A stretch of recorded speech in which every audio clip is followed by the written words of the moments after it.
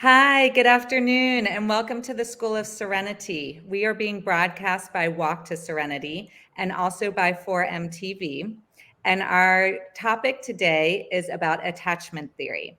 I am your host, Kara Kihm, and I am a psychotherapist, a Reiki master, and an author. And I've written a book, Discovering Your Wings, which talks about how my life transformed once I started following the voice of my intuition. I have a private practice helping to empower women and teach them how to tap into their power through the voice of their intuition. And I am so excited for our guest today. Please welcome Elizabeth Gillette. She is an attachment specialist and she is also a therapist and coach. And her practice supports clients in developing secure ways of relating and improving their relationships by breaking old patterns and establishing healthy connections with integrity. Elizabeth is also an author, which I am so excited to dive into her book. And she has written a workbook about attachment theory, and we're going to get into all of that today. Thank you for being with us and welcome. Oh, thank you so much, Kara. I'm so excited to be here and chat with you and have this conversation. It's such a joy. Yes, I'm so excited. And we met way back. I mean, we were in some women's circles together. And then were you in the abundance group also? You were? Yes. Yeah, so we started our therapy private practices around the same time. Yes. I remember that. And so we were in a cohort to sort of learn how to start private practices and what to do. Yep. And then we ended up in some women's groups together, which it's been so sweet to have all of these different, and I know we've talked about this before, but to have all of these different connections and ways that we've been in touch through the years in our community. So wonderful. Well, and I just love seeing how we've each evolved, because I don't know that I specifically remember you being an attachment therapist when we were meeting back then. Was that your primary focus? So just at that time when we started connecting is when I really started getting into this work as far as doing this work in my practice. I had known about attachment theory and I had been working on it in my personal life. But that's around the time that I really started to bring it in professionally and really decided to commit to this work in all of the ways. Yes. So tell me about it. How did you become the attachment therapist? How did this practice evolve into this? It started with your personal work, it sounds like. It did, as so many things do, right? And we know that as therapists, that so many things are about our own personal experiences and what we have been through. And then that leads us into the healing work that we do with other people. So I had definitely had challenges in my romantic partnerships. I always felt so anxious and so ungrounded and so overwhelmed, right? Yes. In my partnership, I just felt like I was just like a balloon floating through space, and just didn't feel grounded, didn't feel centered, just always felt nervous, anxious, worried. Always wanted to know and be sure about, like, what is this relationship? What are we doing? Are we committed? Are we not? It just felt it felt really dysregulating to my nervous system every time I was in relationship. And so I decided I needed to shift that because I didn't want to live my life that way anymore. And I was in the early stages of my relationship with my now partner of 11 years. Wow. And a friend recommended a book by Sue Johnson called Hold Me Tight, 7 Conversations for a Lifetime of Love. Okay. And I read it and I saw myself so clearly for the first time. And it was it felt so mind-blowing and so heart-opening to see and understand, this isn't my fault. It's not because I can't be in relationships. It's not because there's something wrong with me. Right. It's because this is a pattern that I have learned throughout my life. And then that pattern, I then go and take it into the world and I relate to people in a certain way. I realize that there are ways that we can shift that and we can change it and it doesn't have to stay this way. And it was so empowering and it changed everything, honestly. Yes. The light bulb's going off because I definitely have an anxious attachment system and it makes being in relationships really uncomfortable. And it's supposed to be this beautiful experience where you're connecting and bonding, and relationships are hard. We all know that. But to be so anxious about them just really does disempower us, I think. That's such a good word for it too, because it really does feel like you don't have any say, you don't have any control, and your nervous system is just running away, right? And you're having to run with it, and it just doesn't feel good. And so learning that there were things that I could do, and then, began my private practice and started taking, deep dive trainings that were really around understanding the nervous system, understanding the attachment system, understanding the theory around this, and, learning how to work with it in a different way. And I love it. I love it. So, yeah. Yes. Oh, yes. And I love what you do because it is so important. I think everyone should know about their attachment styles and attachment systems, whether you are married or dating, or it doesn't matter what your relationship is. Parenting, right? It's, and you know this. It's so true. Yes. It's funny how it carries over into parenting. It really does. And I feel like, again, I can't emphasize enough that even if relationships feel hard for you, it does not mean that you can't change your style. Yes. Right? Like, you have the power to shift things, and there are tools and there are resources that you can access that can help you do that and help you feel more secure and safe in relationships. Yes. I love it. I love it. So can you share with our audience about the attachment styles, just like a little overview, so they learn what they are and they might be able to recognize themselves? Yes, absolutely. So again, this will just be, it's just scratching the surface. I want to name that. If this feels like it lands for you at all, really start digging into, and I'm sure I can give you, Kara, some resources, and, really start digging into it and seeing what you find and seeing what lands. So there are 4 primary attachment styles. And the one that all of us are really working toward is the secure attachment style. Yes. And the secure attachment style, it can be, something that you come across as you are growing up, and something that you learn from your family or your caregivers. And we also can have what's called an earned secure attachment style, which means that you have dug in and done the work, and you've really shifted how you relate to the world. So I just want to name that. So there are That's what I'm working towards. Same. And so many of us are, right? And I should have said this before, but most of us have all of the different styles to some degree. Yes. And we usually have one that's a little bit more predominant. And even if we are mostly secure, we probably have another sort of like slice of the pie. That's one of what we would call the insecure styles. So the secure style is really able to relate to the world in a way that feels safe and grounded and centered. So it's like you can be in conflict with someone, and that it might feel uncomfortable, but you feel okay about it, right? It's like, we're going to work through this. I trust that our relationship is going to be able to hold this, and we're going to figure it out together. And you may feel a little discomfort in terms of, being away from your partner, or having space, or not hearing back from them, for example. But you're also in this place where you've learned to trust that people are doing their best, and they're going to respond when they're able to. And, so it's really rooted in trust and groundedness and a sense of safety in the world. Yes, which is so important. And when we did not receive that growing up, it's really hard to sink into trust. That's exactly right. Which is such a beautiful segue into what we would call the insecure styles. So the other 3 styles are what we would call insecure styles. And the most predominant one, at least in American culture, in the insecure styles, is avoidant attachment. Yes. And so in avoidant attachment, essentially what has happened is, in childhood, caregivers, for whatever reason, were maybe a little bit harsh. They were maybe emotionally unavailable.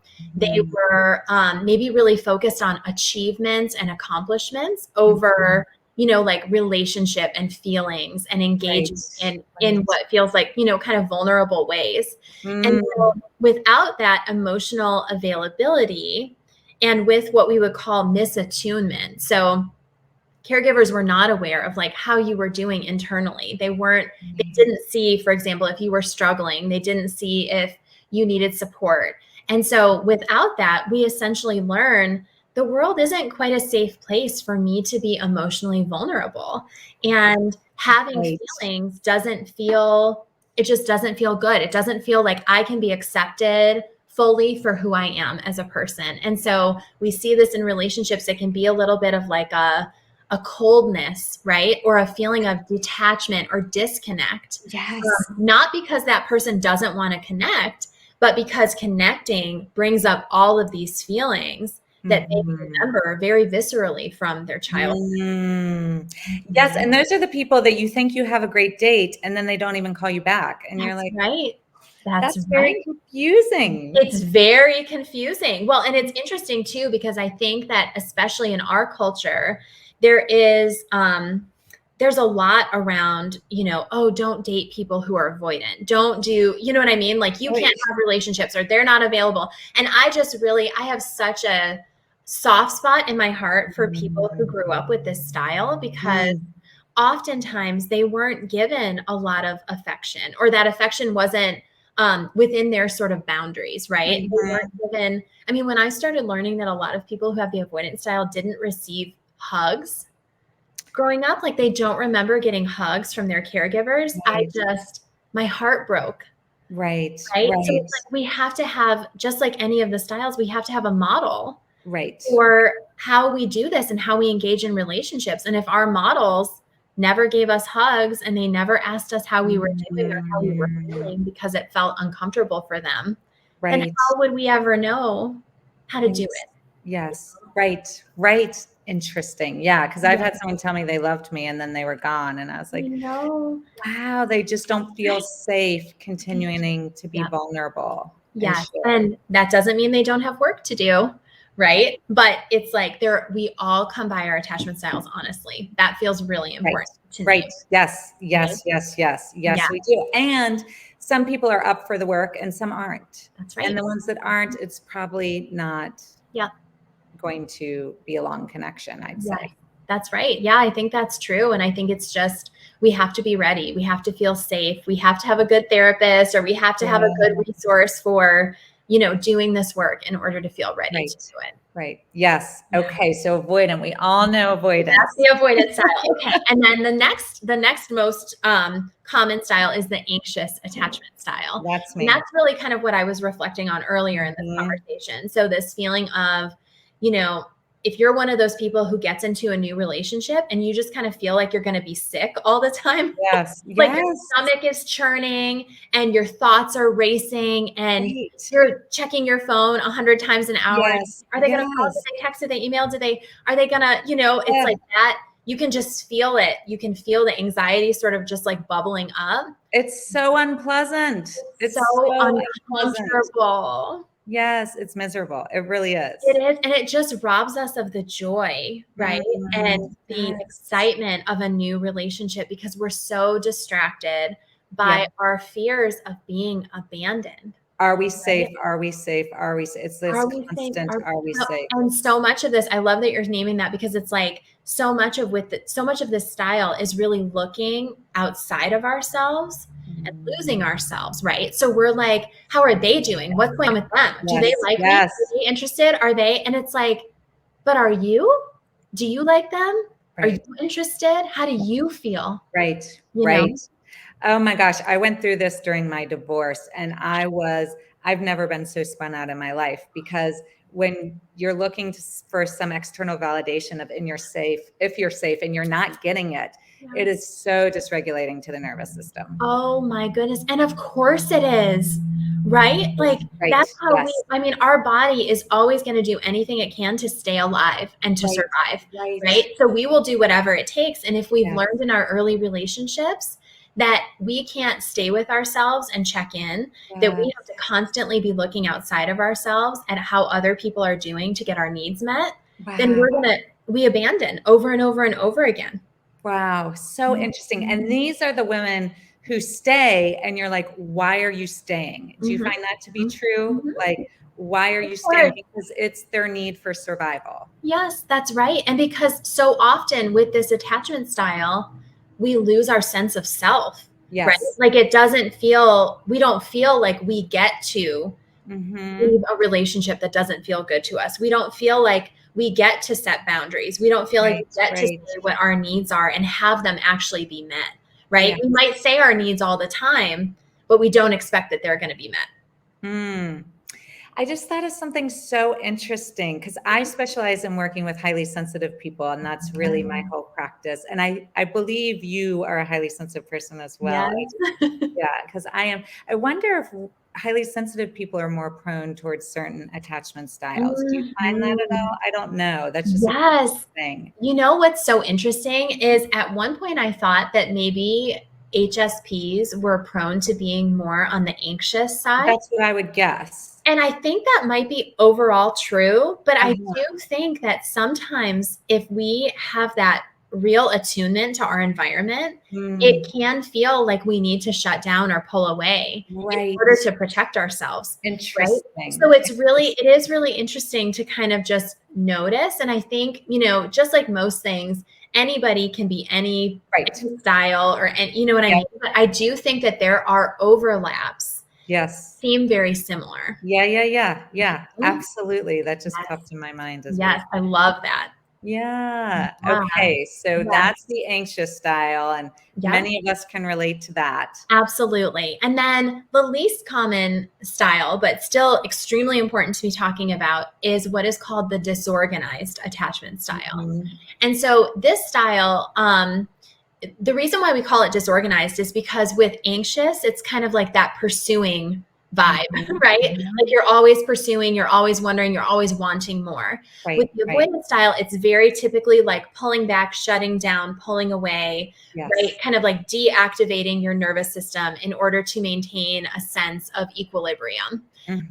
With the disorganized style, it's disorganized because there's not a typical way that person is relating to other people. Right. I mean, they kind of have anxious and avoidant tendencies. They do. They have, so we would call it like a push-pull dynamic, right? It's a double whammy there. It's like. It is. Oh, gosh. And just hearing you say that, I just have so much compassion for people who have this style, because essentially what happened is in their childhood with whoever was taking care of them, they feel their human drive to connect and want to reach out to their caregivers because their caregivers are supposed to keep them safe. Right. But the reality is that their caregivers were maybe unstable emotionally or unstable financially, or maybe they had mental health challenges, or maybe they had a substance use issue. Oftentimes in these situations, there can be emotional or verbal or physical violence.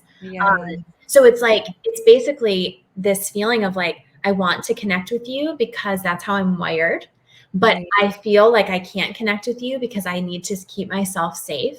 And so we see this push pull. It's like, here's your attachment system, right? Trying to reach out and connect, and your survival system is saying, oh, no, you can't do that, right? Like this person is not safe. And when those people are the people who are supposed to be taking care of us, we get a very mixed, scary, overwhelming message to our systems. Wow. Yeah. I mean, the attachment systems, they all make so much sense. And so obviously we want to all be working towards secure. Yes. Secure is what we're all looking for. Yes. And so it's like, and I just want to name that it can feel easier said than done. Right? It's like we really have to be aware of our emotional triggers. We have to be aware of what trips us up in relationships. What are the things that happen? Is it like when your partner says, oh, I'm going to go hang out with my friends tonight, or they say, oh, I need some space tonight and I don't want to be with you? Does that feel really overwhelming? Do you feel like, oh my gosh, they're going to leave me, this relationship is over? Abandonment trigger. Do you feel like you start relationships, you really want to connect with somebody, and as soon as it starts to get vulnerable, you say, oh no, I can't do this, it's too much, I gotta go. Right? Yes. Oh goodness, I know. It's such an interesting phenomenon. I'm like, why everyone should be studying this. Everyone should be learning about this, because we're all in relationships of some kind. Absolutely. So do you have your workbook there with you? Can you I have it over here on my shelf. Oh, bring it. Okay, let me go grab it. Share it with the audience. So I'm assuming that this book is a tool and a strategy. Yes, attachment theory works for couples. So this is a way that people can work through these different attachment styles. Tell us about your book. I'm so excited for you. Yeah. Oh, thank you so much. Yeah, it's been so wonderful to put this out into the world. And it's really, I like that it's a workbook, because I feel like we can gather all the information that we want to about attachment styles, but until we're actually implementing that information and applying it to ourselves and to our relationships, things aren't going to change, right? Because we're just processing it in our brains rather than actually bringing it to the relationship. So this felt super important to create. Absolutely. Absolutely. Yes. And so do you use this with the couples that you see in your practice? So it just came out. Yes. So some of the activities I've been using for a long time, and have seen people make a lot of progress with using these different strategies and really applying what I feel like is a compassionate framework, right? Because it's like you can really look at attachment theory and be sort of harsh about it, I think, right? Just in the same way that people say like, oh, don't date avoidant people. Well, that's not how it works, So I think we need to all be bringing a sense of compassion to our relationships. And that's when these tools and these strategies work the best. Yes. Yes. Absolutely. Right. And so this is helping us move towards that feeling of security, like the different exercises and diving in. Because obviously, who doesn't want to feel safe in the world and safe in their relationship? So as we go through these different exercises, we're working towards that feeling of safety. Yes, definitely. And the whole idea is that when we're able to understand where our partners are coming from, and I mean, really, attachment theory is not just about romantic relationships. No.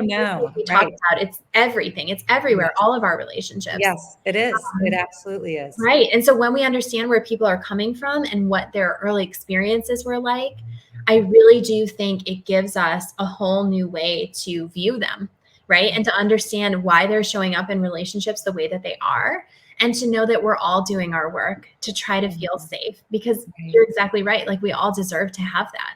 Right. Yes. And so I would imagine it would help people have a more compassionate lens. For people who have a different attachment style. Because I'm one of those people, I'm like, stay away from avoidance. Like, I just know it makes me go crazy. Yep, absolutely. Anxious and avoidant, you're like, chase, run. Yes. And that's I love that you're naming that too, because that dynamic is so common, and so much more common than I think we even believe, right? Like, it's out there all the time. And so for us to be able to understand, like, is the part of me that's anxious, is that maybe triggering some avoidance in my partner? And how do we name that, right? How do we be really transparent about that? And what does it look like to interrupt these patterns and be able to say to your partner, I'm actually really uncomfortable right now. And what I want to do is run away, or what I want to do is text you 1,000 times. But instead, I'm just going to share with you that I'm uncomfortable, and how can we address this together? Right. Yes. And how powerful it is to be that vulnerable. Yes. And communicate. It is. And we have to build a foundation in our relationships to allow for that level of vulnerability. Right? We don't want to just go bring it everywhere we go without feeling like, oh, I actually am safe to be able to communicate in this way. Yes. It's just such an interesting thing. Can different people bring out different sides of us? Because I have found in certain scenarios to be avoidant, but even though I am definitely an anxious attachment style at my heart. Absolutely. 100%. And again, I think that's because we all have these different styles to some degree, and every person is going to kind of remind us of someone else, or they're going to remind us of an experience we had in our childhood, or one of our caregivers, or our grandmother, or something. You know what I mean? There's all these different things. And it's that feeling like when you're sort of drawn to somebody, right, when you meet them, it's what we call the internal working model of attachment. So we have this sort of framework, this blueprint, relational blueprint on the inside. And we meet people who kind of fit in with that. we can notice ourselves acting certain ways in that relationship where we're like, where is this coming from? Right. And because it's not really about them, it's about our childhood. Interesting. That's so fascinating. And people really are mirrors for these different parts of ourselves, whether it's attachment or triggering, or, it's kind of like Tara Brockway says, I love this. The medicine is in the poison. Yes. I love that. Someone can come along for this part of ourselves, show us something we might not like, and then the medicine is diving into that. That's right. Absolutely. And I think too, it's very interesting when people have been in relationships for a long time and then they realize, oh, I'm maybe have this style and my partner maybe has this style. And no wonder we're always finding ourselves in the same argument or the same, feeling of disconnect. And I think that when we, kind of share in the more mainstream media, when we say, well, don't date this attachment style. If you've been in a relationship for a long time and your partner is that attachment style, right? You're like, well, what am I supposed to do? And so that's where I think it's really important that we address this and we learn as much as we can, but this is not an emergency, right? Like we have time to be able to shift these patterns, and it does take time. It's not going to happen overnight. There's so many things that we can do to like bring in that felt sense of safety into our own bodies, into our relationships. And even if your partner is like, I'm not really interested in doing this work, there are lots of things that individuals can do, right? And even if you're an individual and you're interested in this work, you can totally pick up this book and do all the exercises.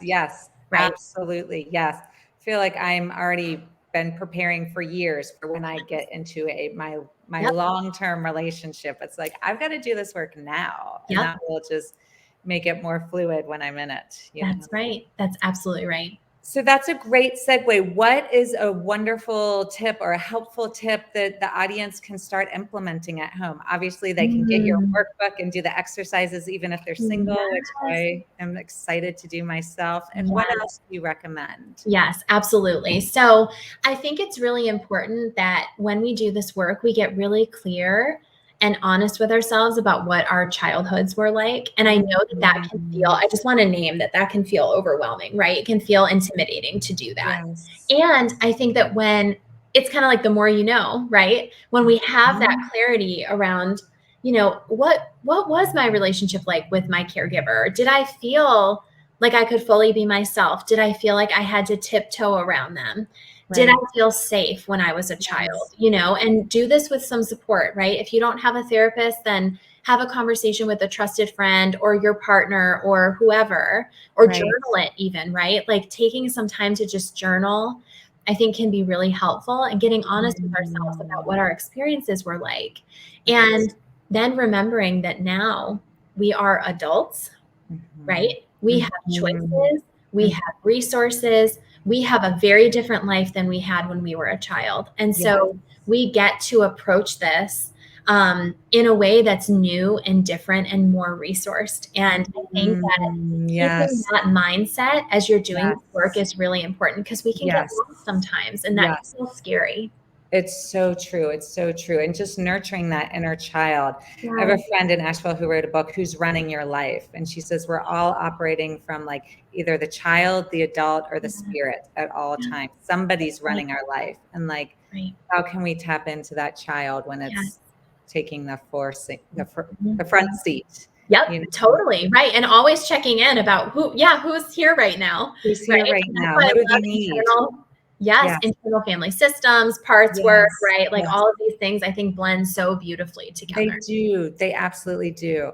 Oh my gosh, it's just making me think about my daughter as we're talking. I'm like, she's home from school. I want to run upstairs and hug her and like make sure she feels validated. Because I mean, do you do that as a therapist with your child? Or are you like, am I messing it up? Am I doing it? All the time. And I feel like I live and breathe this work, and I still don't do it perfectly. So be so gentle with yourselves, right? And anything we can do. I mean, this is such a good opportunity to just like even send someone a text or an email and say, like, I just want you to know how much I care about you and how important you are to me. And like these are the ways that we're just slowly building these foundations for healthier relationships that are authentic and genuine and really feel connective. I love that. I love that. Slowly building these relationships that are healthy and connected and more genuine. I just love that. Yeah. Beautiful. Thank you so much for joining us today. I mean, this is a topic that applies to absolutely every human on this planet. Yes. And so I'm just so grateful that you were able to take time and share about your work with us. I am just so honored that you invited me here, and I could talk about it all day long. So it's such a gift to be able to chat with you and share more about this. And I love your Instagram post. Tell people how they can find you and connect with you and follow you. Oh, thank you so much. So my Instagram handle is elizabeth.gillette, Gillette. And I post lots and lots about attachment theory and relationships. And then I have actually 2 websites. So my coaching website, and that's for people who are outside of the state of North Carolina and just wanting to do work around their attachment systems and healing. That website is elizabethgillette.com. And then I also have my counseling website, which is heirloomcounseling.com. And that has all kinds of blog posts and information from years and years of doing this work. So lots of different resources there. I love it. I love it. Thank you, Elizabeth. It's been so lovely reconnecting. Thank you so much, Kara. I'm so happy to be here today. Yes. All right. Bye-bye. Bye.